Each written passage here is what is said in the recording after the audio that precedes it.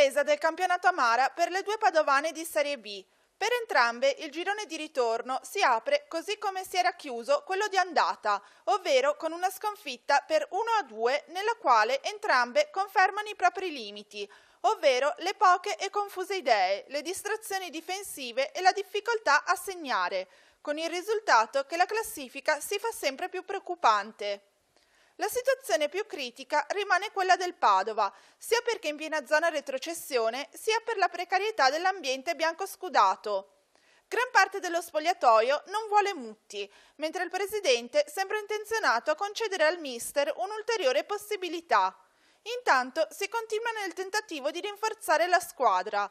Proprio oggi è stato annunciato l'arrivo del terzino sinistro Di Matteo.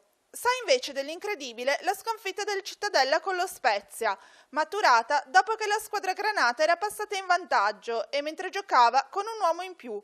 3 punti dunque gettati. Siamo mancati, pur essendo in superiorità numerica, abbiamo dato tanto campo alla squadra avversaria. Abbiamo forse voluto, ma non era nelle nostre intenzioni, abbiamo voluto gestire la partita pensando che andasse avanti così. Poi sai che in questa categoria non succede così, bisogna guadagnarsi tutto, bisogna essere tenaci, bisogna pressare, bisogna ripartire, creare occasioni, cosa che avevamo fatto nel primo tempo. Non ci siamo riusciti, ci siamo complicati la vita da soli. Si assiste allo stesso copione nel derby veneto di Lega Pro.